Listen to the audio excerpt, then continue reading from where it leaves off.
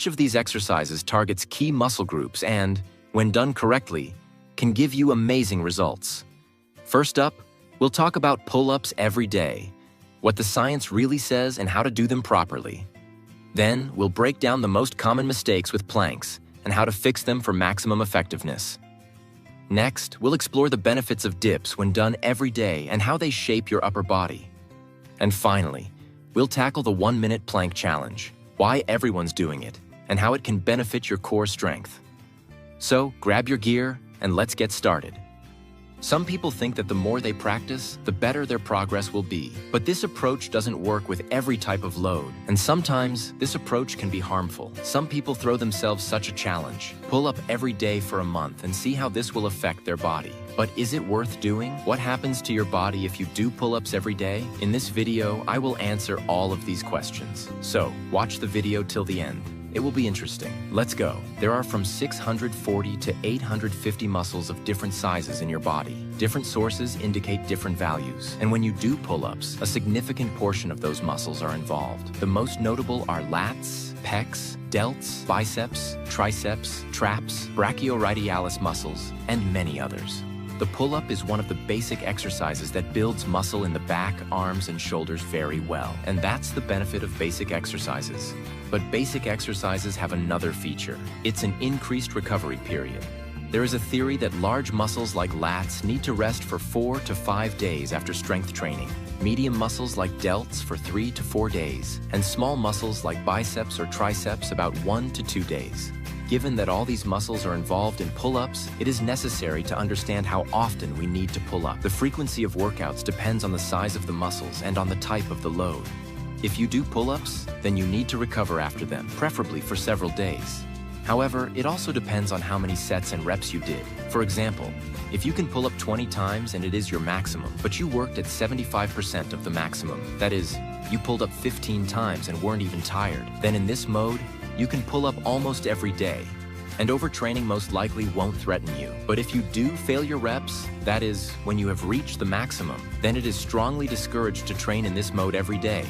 Those muscles that are involved in pull-ups are not able to rest in one day and fully recover by the next day to perform exercises again.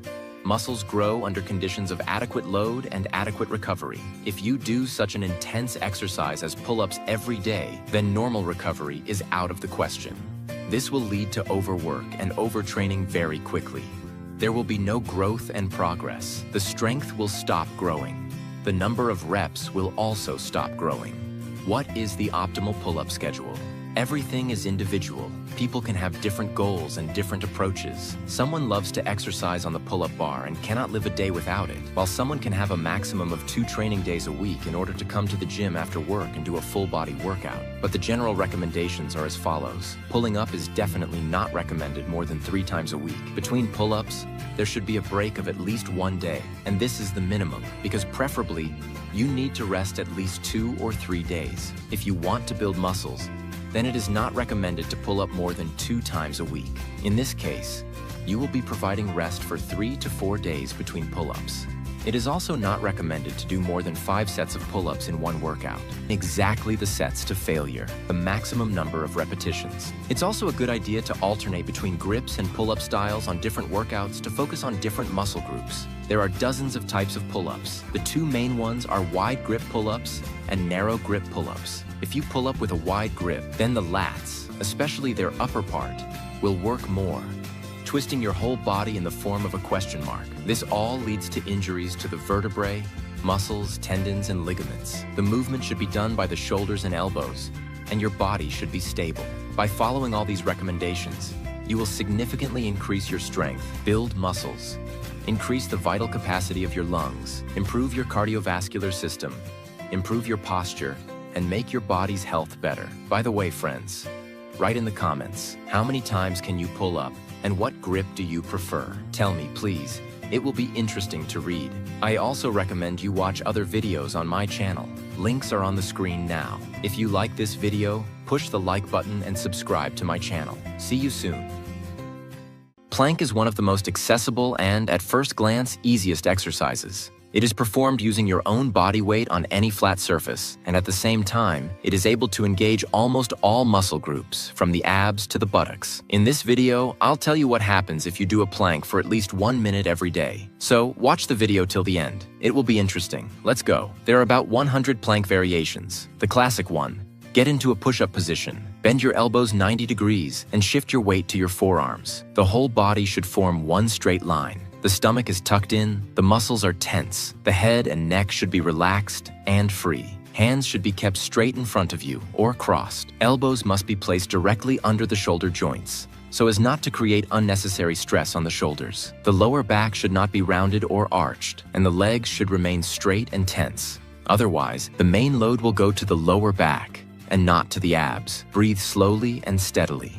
The core muscles will become stronger. The core muscles provide support for the internal organs. They are also involved in the formation of good posture and help to avoid injuries in the lower back. Doing the plank every day will primarily help you strengthen these muscles. Just one exercise will engage all the major muscle groups of the core at once. The transverse abdominal muscle helps to lift heavy weights. The rectus abdominis muscle helps you jump better, and it is also responsible for the six-pack. The oblique muscles expand the ability for lateral bending and twisting at the waist. The buttocks support the back and give a nice shape. The condition of the back muscles will improve. Doing a plank will allow you to build core muscles without the risk of unnecessary stress on your back and hips. Moreover, regular planks will strengthen not only the lower body, but also the upper one, and this will reduce the risk of back pain. The plank will speed up your metabolism. The plank burns more calories than classic ab exercises like crunches. Even 10 minutes of strength training a day speeds up the metabolism, and for quite a long time. Even at night, you'll burn more calories. The plank will improve your posture. Strengthening the core muscles has a profound effect on the condition of the neck, shoulders, upper and lower back. Doing a plank every day will help keep them in the correct position and improve your posture. The plank will develop your sense of balance. How long can you just stand on one leg? Just a couple of seconds? Then you need to strengthen the abdominal muscles. The plank will help with this. By the way, a developed sense of balance will help you achieve great results in any sport. Your flexibility will improve. The plank stretches the muscles and ligaments attached to the shoulders, shoulder blades, collarbones, hips, and even toes. In the side plank, you can also work the obliques. By increasing the flexibility of the whole body, you'll get additional benefits in any other exercises and just in everyday life. Your mental state will improve. The plank has a special effect on the nerves, strengthening the muscles that are active in stressful situations. After a whole day in the office chair, your whole body becomes numb. You feel tense. As a result, the mood worsens. You become lethargic and dull. Doing the plank every day will help improve your mood and have a positive effect on the nervous system. How long should you hold a plank? The answer to this question is purely individual. Do the exercise for as long as your body allows. Beginners can hold the plank for 15 to 30 seconds. The main thing is not to increase the duration by performing the exercise to the detriment of technique. Canadian scientists conducted a study, the conclusion of which is as follows: a long plank is not as effective as several short sets. Going for a record and trying to do the plank for as long as possible is useless for health. By the way, friends, be sure to watch other videos on this channel. Links are on the screen right now. See you soon. Bars and parallel bars are very popular pieces of fitness equipment. With them, you can perform powerful exercises, one of the best being dips. But what actually happens to your body if you do dips regularly? I'll break it all down in this video, so make sure to watch until the end. It's going to be really interesting. Let's get started. Doing dips regularly helps build both strength and muscle mass. Dips place significant stress on the lower part of the pectoral muscles. In fact, for targeting the lower chest, dips are likely the most effective exercise out there. Of course, the separation between upper and lower pecs is somewhat artificial. When the chest muscles work, both parts are involved. Still, dips allow for a slight emphasis shift. Beyond their strong impact on the chest, dips also work the triceps, shoulders, and even the back muscles. You can also adjust your form to emphasize either the chest or the triceps. If you want to target the chest, lean your torso slightly forward and keep your legs either straight or slightly bent. But if your goal is to hit the triceps more, keep your body upright, your legs straight, your elbows pulled back, and your weight centered over your palms. Here's another tip to engage the chest. More, spread your elbows outward slightly. To work the triceps more, keep your elbows tucked back. This is true, but be careful. Spreading the elbows too far out during dips places excessive strain on the shoulder joints, increasing the risk of injury. So even when targeting the chest, keep your elbows angled slightly back. Now, should you do dips every day? Since dips engage large muscle groups like the chest, and because they're a high-intensity compound exercise, it's not recommended to do them daily. They require significant energy and proper recovery. That's why you should rest at least 2 days between sessions. I recommend doing dips no more than twice a week. If you're already able to do over 20 reps in one set and your goal is to gain strength and muscle size, then it's time to increase the difficulty, not the number of reps. Add weight or intensity instead. Let's go over a few more important points. Dips can be risky if done incorrectly. You must follow proper technique and understand a few key details. First, always maintain a stable body position. That doesn't mean staying perfectly straight. If you're leaning forward to target the chest, that's fine, but hold that angle at both the top and bottom of the movement. Don't swing. Keep your body angle consistent throughout. Next, pay attention to your range of motion. Avoid going too shallow as it reduces the effectiveness, but also don't go too deep. Excessive depth can lead to injury and won't necessarily build more muscle. Only lower yourself to the point where you feel comfortable and in control. If you want to stretch, do separate stretching exercises without weight. Dips are not meant for flexibility training. For most people, lowering until your elbows form about a 90-degree angle is ideal. That's enough. Protect your joints and tendons. Another crucial tip when you're at the top of the movement: keep your shoulders down, don't hunch. This is key to avoiding injury. When you reach the top, your head and neck shouldn't be scrunched into your shoulders. Instead, lengthen your neck and posture. If you feel like you can't do this because of fatigue, reduce the load. Never sacrifice form for reps. I recommend checking out more of the videos on my channel. Links are on the screen now. If you enjoyed this video, hit the like button and subscribe to my channel. See you soon. Plank is a simple and versatile exercise that doesn't require any additional equipment. All you need is just the floor, yourself, and a few minutes a day, and the effectiveness of this exercise is amazing. Let's go. Plank will strengthen your muscles, primarily the core.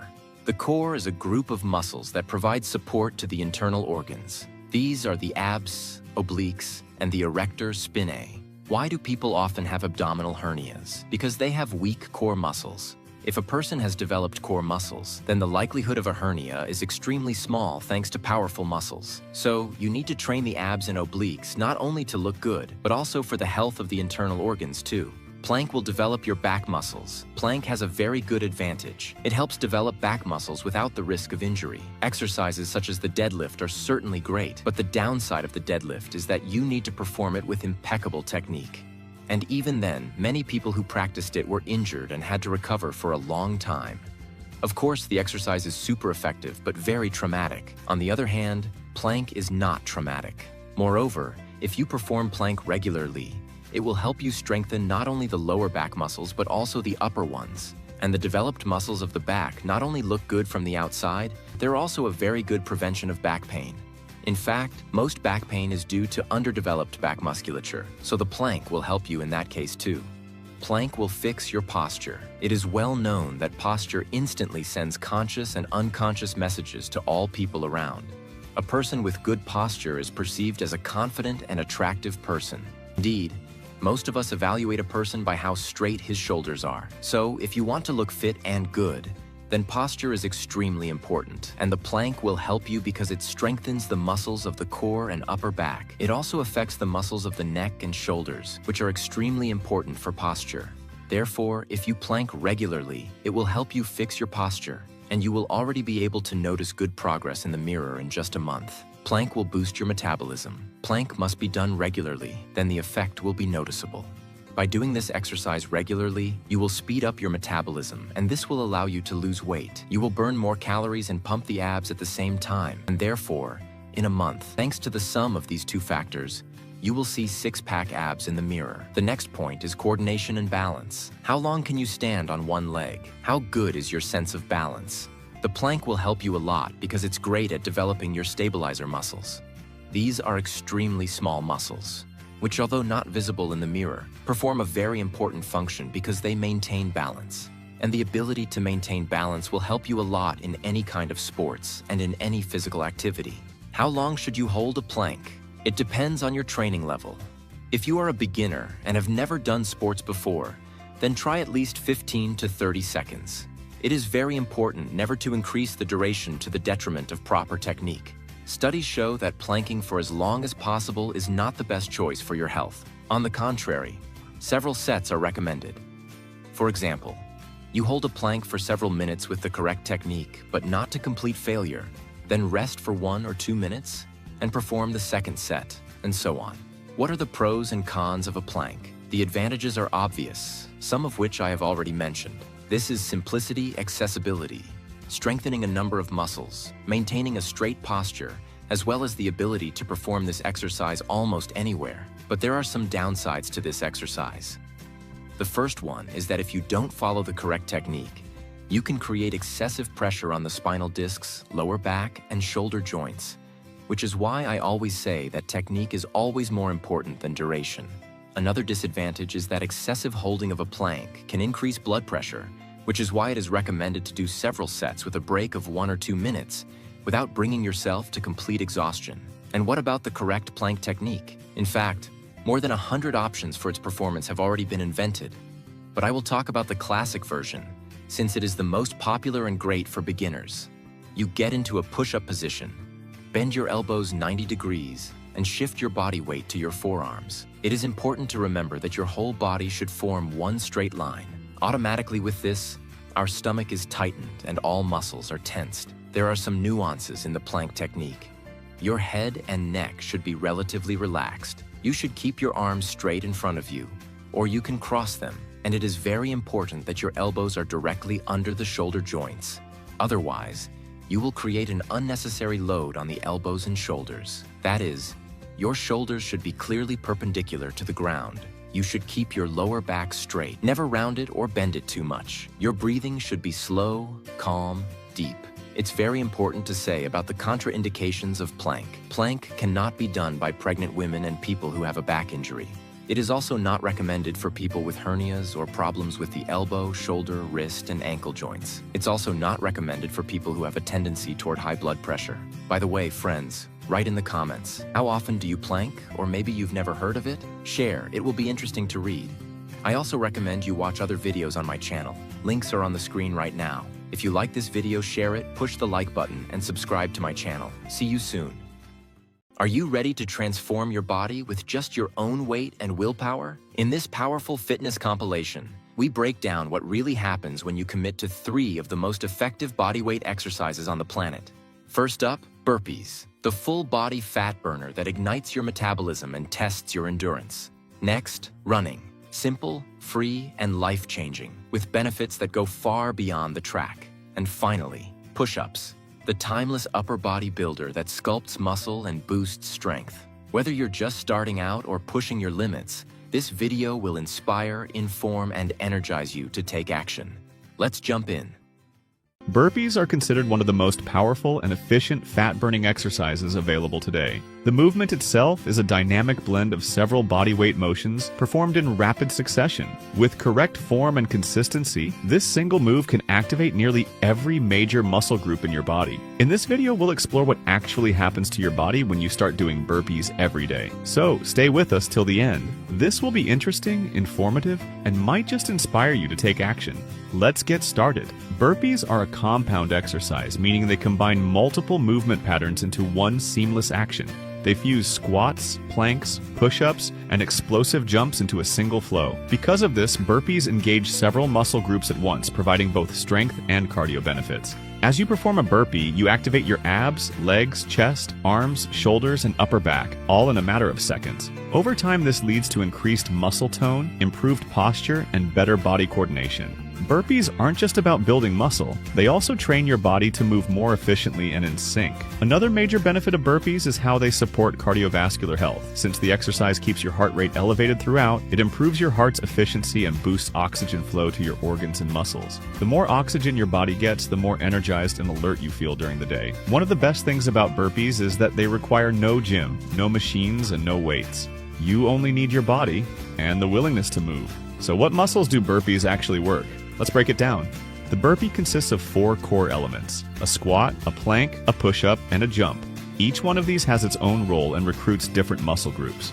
During the squat, your quadriceps work to lower and raise your body. Your glutes help power the movement, while your calves assist in balance and stability. Then, in the plank position, your core tightens, your shoulders stabilize, and your lower back stays engaged. Add the push-up, and now your chest, triceps, and biceps get activated. Finally, the jump calls on your leg muscles again, along with your arms and core to generate explosive upward power. It's a full-body workout packed into a single move, and that's exactly what makes burpees so effective. Your metabolism gets a serious boost too. Because burpees require high effort, they elevate your heart rate and keep it high, even after the workout is done. This creates an afterburn effect, meaning you continue to burn calories for hours after you've finished. Even just 20 burpee reps can burn around 15 calories, and if you repeat this in multiple sets, that adds up quickly. Doing burpees regularly not only helps with fat loss, but also sculpts your muscles and improves endurance. What's more, burpees strengthen the core, and that includes deep internal muscles in your lower back, pelvis, and abdomen. These muscles are essential for stability and play a key role in balance, mobility, and injury prevention.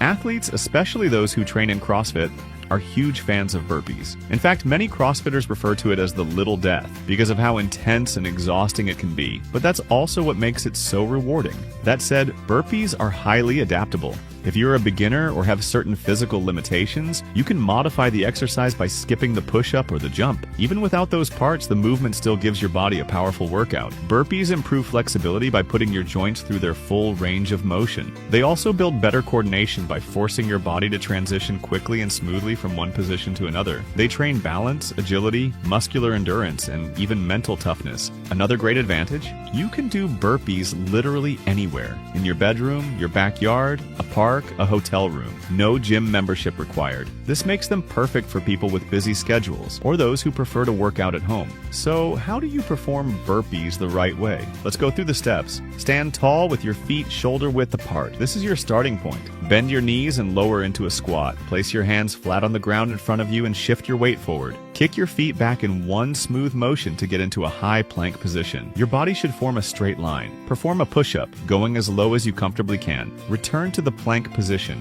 Jump your feet forward toward your hands, coming back into a squat. From here, leap straight up and clap your hands above your head. That's one full repetition. Make sure every part of the movement is done with proper form. Rushing through can lead to injury and reduce the effectiveness. Before doing burpees, it's a good idea to warm up your body with light cardio or stretching, especially your legs, core, and shoulders. As with all exercises, listen to your body. If you suffer from joint issues, particularly in your knees or hips, or if you have chronic heart problems, are significantly overweight, pregnant, or within 2 to 3 months postpartum, be extra cautious. Also, stop immediately if you feel dizziness, lightheadedness, chest pain, or nausea while exercising. Your safety always comes first. But if you're feeling healthy and up for the challenge, give burpees a try. They're often called the king of bodyweight exercises, and now you know why. And hey, before you go, don't forget to check out more amazing videos on this channel. You'll find helpful content, workouts, and tips waiting for you. Just click the links on the screen now. Thanks for watching, take care, and see you in the next one. Push-up is one of the most effective exercises for building muscles. Many people set themselves challenges. They do 100 push-ups a day for 30 days and achieve great results. And what happens if you do push-ups every day? Will it help you gain muscles? In this video, I will answer all these questions. So, watch it to the end. It will be interesting. Let's go. The first point is the development of target muscle groups. First of all, chest muscles. The internet is full of stories of how people achieve significant improvements in the way their pectoral muscles look in just 30 days. In addition, their deltoids, triceps, and biceps also improved. It seems a little paradoxical because the triceps and biceps are antagonists. If the triceps works, how can the biceps work together with it? The triceps is responsible for the extension of the arm at the elbow, the same effort that we make during push-ups. The biceps, which usually flexes the arm at the elbow, has another function in this exercise. The task of the biceps in push-ups is to bring the shoulder to the torso. Yes, push-up is a multi-joint basic exercise that works half of the upper body. In addition to the noticeable changes you can see in the mirror, your endurance will increase, meaning you'll be able to handle other loads more easily. You'll see an improvement in the functioning of the respiratory and cardiovascular systems. And overall, you'll get a good boost of endorphins in your body. You'll feel more cheerful. Is it reasonable to do push-ups until failure every day? When a person does several sets every day and pushes to their limit in each set, or if someone has set themselves a challenge to do 100 push-ups a day, but before that rarely did push-ups, so now they need to do 10 or more sets just to complete it. Is that okay or not? It's wrong to do push-ups every day to failure because it can lead to overtraining. This will significantly increase the release of catabolic hormones, and your muscles won't have enough time to fully recover. Push-up is a relatively intense exercise. It can quickly enter an anaerobic mode, and staying in anaerobic mode for too long for the same muscle group is an overload. I recommend doing no more than 80% of what you can. Then you can do push-ups every day. This will tone your muscles and your cardiovascular system very well. In this case, we consider daily push-ups more as part of a morning workout, and there are a huge number of advantages. If you do this every day, your arms, shoulders, and chest will become significantly more muscular, tighter, stronger, and more resilient than the average person of your age. It will also be great for your blood circulation, heart, and breathing. And ultimately, this is your health and longevity. And how to do push-ups correctly?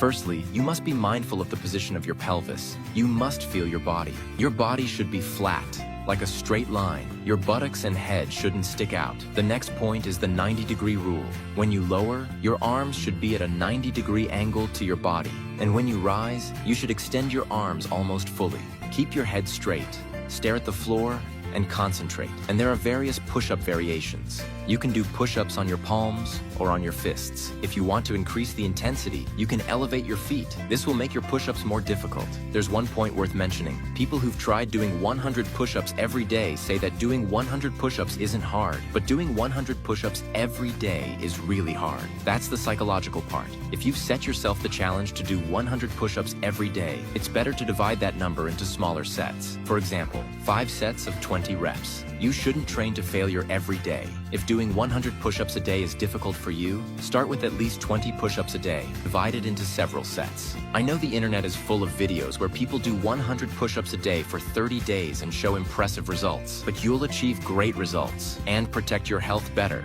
If you liked this video, push the like button and subscribe to my channel. See you soon.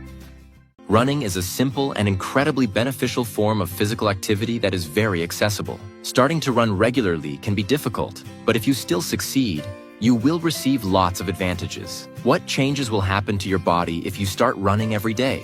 Watch this video till the end. It will be interesting. Let's go. First, you will be happier. According to studies, a 30-minute run is enough to improve the mood of a person suffering from a depressive disorder. Moreover, it is absolutely not necessary to run fast to get this effect. It is observed even in those who run at a walking tempo. In addition, when you run for a long time, endorphins begin to be produced in your body, which give you a feeling of uplift or the so-called runner's high. You will burn a lot of calories. Running requires a lot of calories. For example, a 70-kilogram runner will burn 20 calories per minute if he runs at a moderate tempo.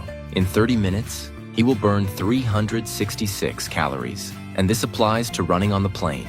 If you run against the wind, uphill, or speed up, you will burn a lot more calories. You will have strong knees. Contrary to popular opinion, running is good for knee health. Scientists have found that runners are less likely to suffer from knee pain than non-runners. The thing is that running helps people maintain a normal body mass index, strengthen leg muscles and bones. Every time you hit the ground with your feet while running, your muscles, tendons, and ligaments are put under stress. They adapt and become stronger. Walking, swimming, and other activities without this type of impact load won't strengthen your muscles and bones as well as running. Aerobic exercises, which increase your heart rate and make you sweat, have been proven by scientists to improve brain function. You will sleep better.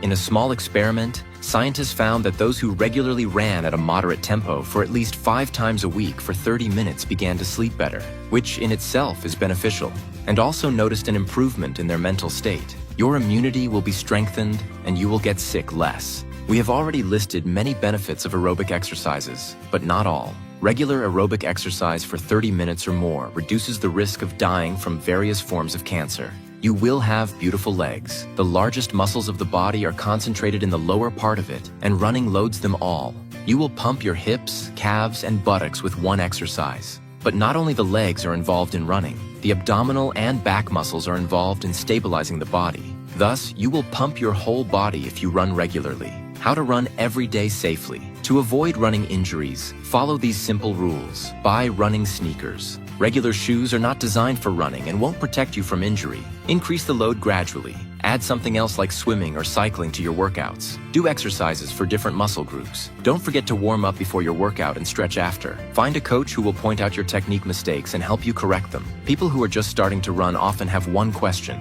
which is better, running on the street or on a treadmill? Let's look at this issue in more detail. Most runners live in metropolitan areas. It would be great if in all major cities the weather was like in Miami, but this is not the case. Often weather conditions are set against the training plan, and then closed gyms come to the rescue with their stable internal ecosystem.